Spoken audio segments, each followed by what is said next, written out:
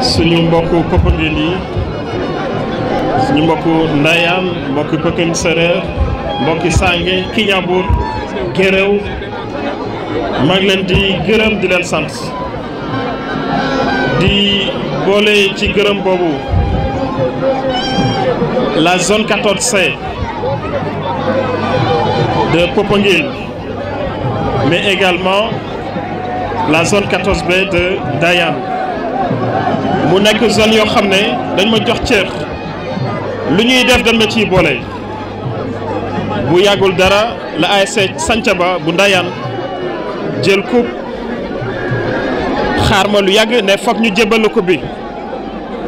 ndaxte am na lu ñu sekk loo xam ne il faut que ñu feddali kóllëre bi donc maa ngi gërëm waa Santhiaba di gërëm aussi waa Tilène xam naa ne tey bëggoon nañu ñëw mais seeni activité bi ñuy préparé phase départementale moo tax mënu ñëw maa leen di souhaiter bonne chance. Monsieur le Président de l'ODCAV de Mbour, Monsieur le Président de la zone 14C, Monsieur le Président de la Commission sportive et culturelle, la municipalité de commune Ndayane, Messieurs les responsables du mouvement Defar Sa Gox, Solidarité citoyenne, à commencer par les responsables de Popenguine, M. Pape Moussa Ciss, Ndeye Fatou Dione, Modou Dione, Ndeye Aram Sène, Jean Kéberio Koli, suñu tonton Mbaye Diouf, suñu papa Modou Ciss, mais également M. Sayer Seck, Omar Ndione, M. Jean-Baptiste Seck de Sangué, Madame Thiom Aïssatou Samb, Madame Fatou Faye, Madame Oulimata Ciss, Ndeye Yacine Diouf, awma seen fay maa leen di gërëm di leen sant ni ngeen ñu taxaw ko mouvement bi ba mu mun a juddoo Popenguine law ba Bargny law ba Sangué loolu seen liggéey la liggéey boobu it le président de la zone 14C Pape Biram Dione liggéey na ci liggéey bu rafet dama koy sant di ko gërëm ndaxte mënoon ne dëkk bi bari na ñoo xam ne mu la fi parrainé mais chaque année mu proposé ma ko staffam bi d'accord dama leen di gërëm di leen sant di gërëm tamit samay xarit responsable bi nga xam ne jóge nañu fu nekk monsieur Tamsir Bakhoum membre de l'ONCAV responsable aussi au niveau du syndicat SAEMS jóge na fi ba Kaolack Ngolum pour mën a assister final bi Tamsir Bakhoum maa ngi lay gërëm di gërëm aussi Ndeye Mbarou Diop madame Loum jóge na ba Dakar pour mën a assister final bi maa ngi gërëm aussi monsieur Abdou Karim Sok un responsable aussi du ministère des Finances et responsable politique à Gandiaye qui s'est déplacé de Saint-Louis à ici pour assister à la finale di gërëm aussi suñu responsable Thiès yi nga xam ne def nañu délégation bu takku jóge Thiès ñëw fii assister finale bi madame Mati Bey Senghor madame Sow présidente du mouvement And qui travaille étroitement avec le mouvement Solidarité citoyenne Defar Sa Gox maa ngi koy gërëm di ko sant fuñ ko woo dafay teew teewaay bu gën a rafet di gërëm aussi madame Fatou Sané chargée de mission au niveau du ministère du tourisme qui a amené ici une trentaine de membres de son organisation ñu leen di wax les Amazones seen taxawaay rafet na maa ngi gërëm aussi monsieur Aziz Diouf responsable du mouvement Solidarité citoyenne Defar Sa Gox nga xam ne mu ngi liggéey bu rafet biir Thiès di responsable politique aussi à Gandiaye maa ngi koy gërëm di ko sant maa ngi remercier aussi les membres du mouvement ñi nga xam ne lu fi mënti xew ñoom ñooy taxaw bu yàggul dara remettre nañ fi aux élèves de la commune 1200 kits scolaires opération boobu Modou Dione bi taxaw moo ko dirigé di un membre éminent également du mouvement Solidarité Citoyenne Defar Sa Gox maa ngi gërëm aussi ci liggéey boobu Bamba Ndoye ak Raxam Ayta Ndoye seen liggéey rafet na di remercier aussi ci kàddu yooyu Jibi Faye gis nañu mobilisation bu mu def ci wàllu conducteur de Jakarta yi di gërëm képp koo xam ne tey contribuer na à la réussite de cet événement damay bëgg tamit nuyu remercier sama famille ñi nga xam ne fu may dem dañ may gunge démb gunge nañ ma ci Sange gunge ma aussi ci veille culturelle bi amoon Thiès di commencer par Jean-Marie Guèye Ciss Mame Guèye suñu grand frère di gërëm aussi madame Koli Anne-Marie Ciss di sama mag di gërëm jëkkëram bi Adolphe Koli nga xam ne lu ñuy def daf ci taxaw di gërëm aussi ci ni mu gën a rafetee monsieur Déthié Tabarez mi toog ñëw aussi gunge ñu ci final bi di remercier toute la famille Ciss Diouf Ndione gis naa seen taxawaay di remercier aussi la délégation du ministre de l'économie des finances et du plan Amadou Ba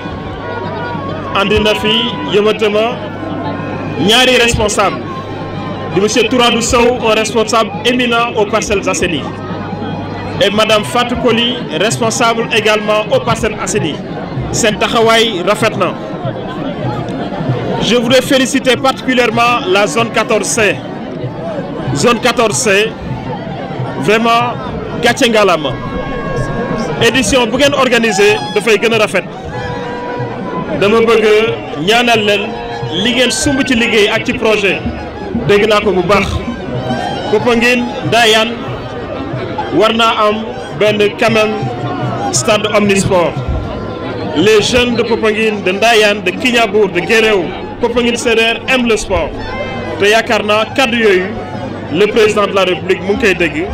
te avec le ministre compétent le ministre des sports dinañ ci taxaw bu mën a sotti ci ay diir yu gàtt.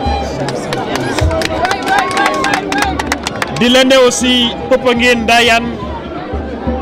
Kignanbour Popenguine Séréer benn bopp la tournoi buñ fi bëgg a organiser muy tournoi entre les grandes équipes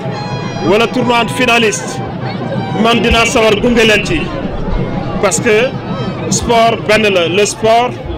nous réunit, le sport unifie et le sport également est un vecteur de paix sport jàmm lay andi ci dëkk. La preuve finale bi ñu ko organisé tey dans un fair play l'équipe qui a été vaincue rénovation ñu ngi koy saluer di ko réconforter ne lii mooy sport nga ñàkk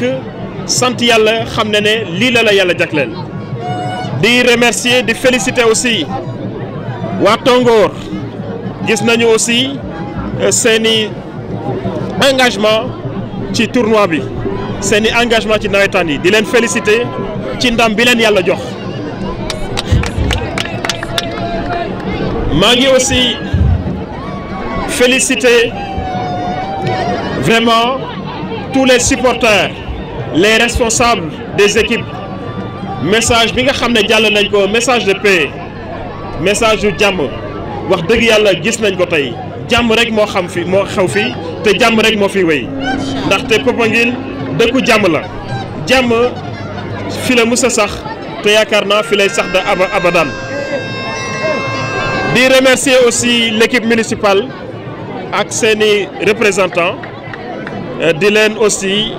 féliciter par rapport à leur engagement et leur soutien au mouvement nawetaan. Monsieur le président de la zone 14C yaakaar naa wax nañu lépp wax nañ ko te mbir yi rafet na trop mun naa ne sax sama wax mënatul bëri ndaxte da ngeen defar lépp ba mu baax déjà. damay remercier également la presse qui est venue de partout, à commencer par Popenguine Info, Safi TV avec son responsable Babacar Thiandoum, gis naa ni ma taxawoo, mais également Sama TV di suñu rakk Junior Mintou Faye, di gërëm aussi rajo Kondafé, di gërëm aussi rajo Sindia, di gërëm ak di féliciter particulièrement la presse de Thiès, Thiès Info, Thiès 24, Thiès Prestige, gis nañ seen liggéey. di boole ci remerciements yi ak félicitations 2STV ak TFM luñ fi organisé muy activité bu ndaw bu mag dañ fiy taxaw couvrir ko ci ni mu gën a rafetee maa ngi leen di gërëm mouvement solidarité citoyenne defar sa gox lii mooy objectif am fépp fu mu nekk jàmm am fa di soutenir sport di soutenir éducation di soutenir santé di soutenir environnement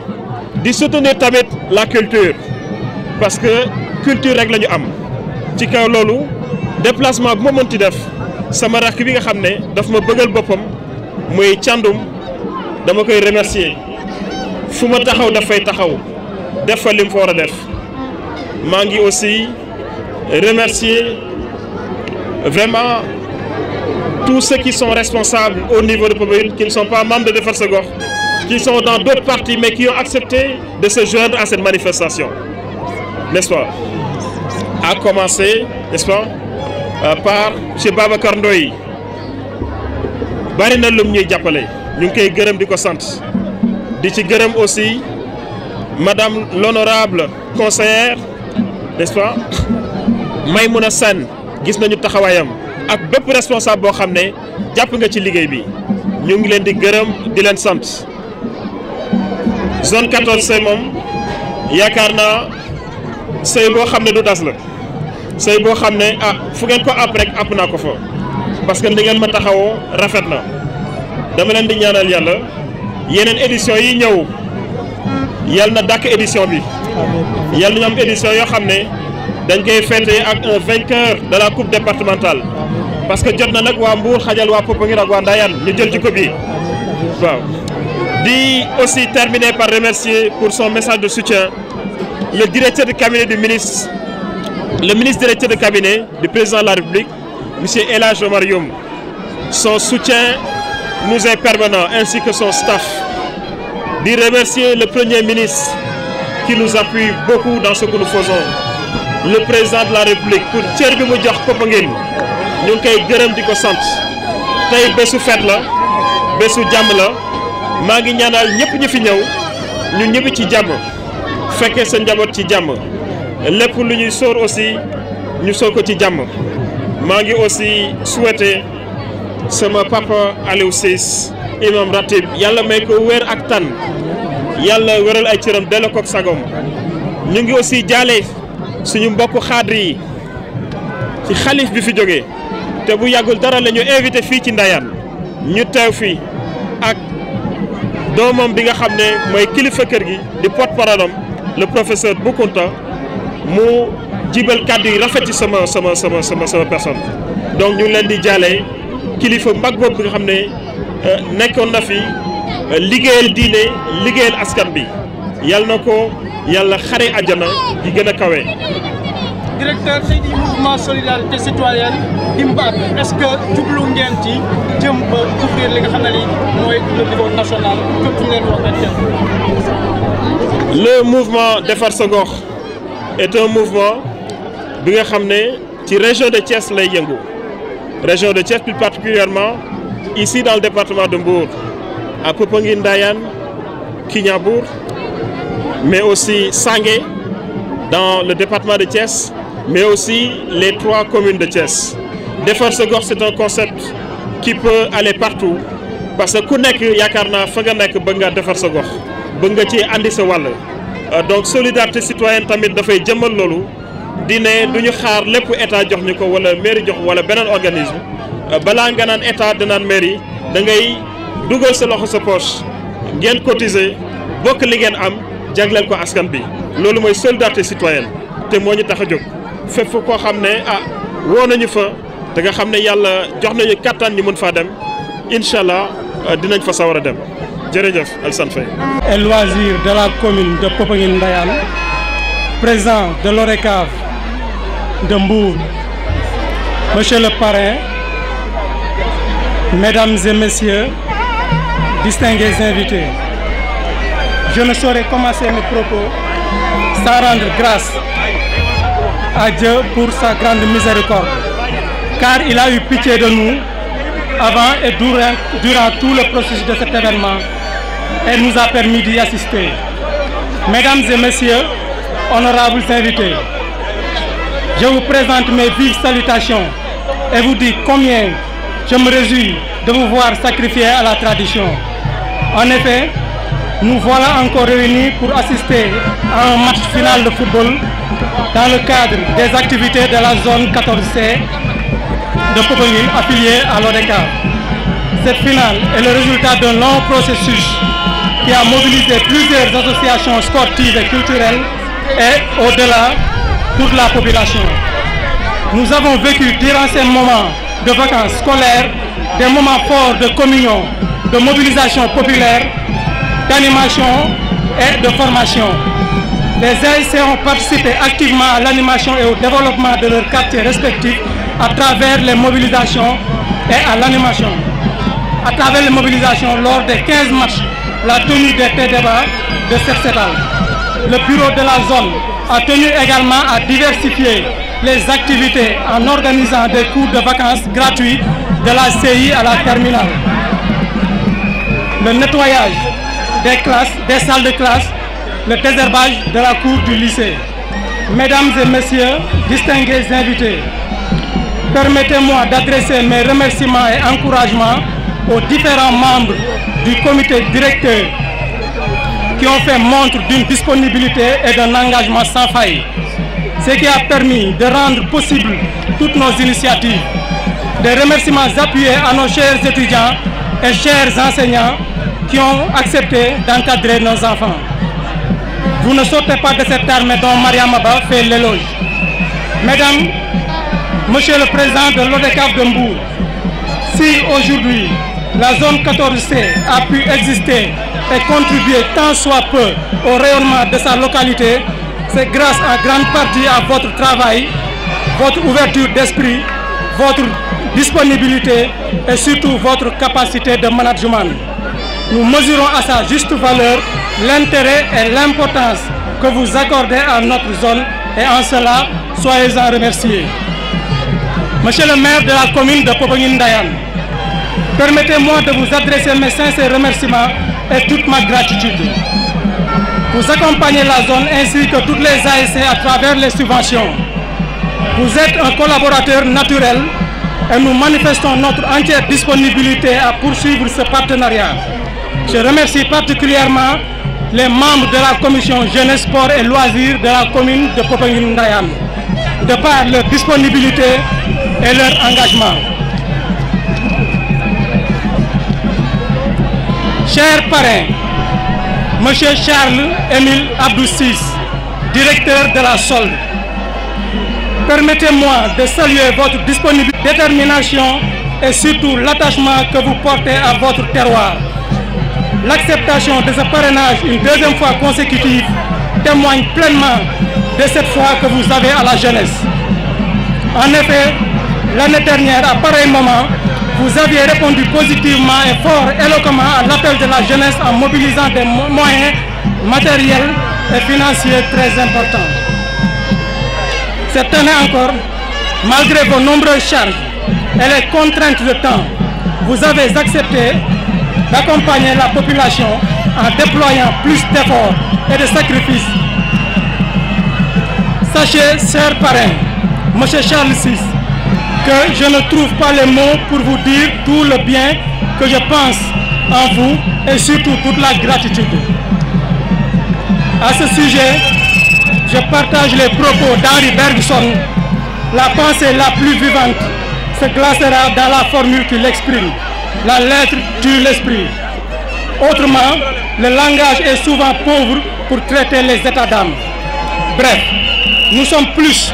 déterminés à poursuivre la collaboration et surtout à la diversifier Comme on dit, il n'y a jamais deux sans trois. Tchorka, Tchorkissa. Mesdames et messieurs, distingués invités, malgré tous ces sacrifices consentis, la volonté manifeste de part et d'autre consiste à œuvrer dans l'épanouissement des jeunes. Il faut reconnaître tout de même qu'il y a beaucoup de défis qui nous interpellent, parmi lesquels les infrastructures. Il nous faut des aires de jeu dignes de ce nom dans tout le périmètre communal. Il est temps d'avoir un complexe sportif multifonctionnel. Accompagner les ASC par des mécanismes de financement structurels capables de les permettre de s'autogérer. Œuvrer dans le sens mutualiser les zones et les ASC de la commune. Mesdames et messieurs, distingués invités, je ne saurais terminer sans formuler des remerciements à l'endroit de la Soukra qui n'a ménagé aucun effort à nous déployer des éléments, la gendarmerie qui a assuré notre sécurité et celle des arbitres, l'école karaté de Yakou Diouf, le proviseur du lycée, le directeur de l'école Armandiaï, la presse et toutes les autorités ici présentes, coutumières, religieuses, administratives, politiques. Nous remercions tous ceux qui, de près ou de loin, ont contribué et participé à la réussite de nos activités. Je vous remercie.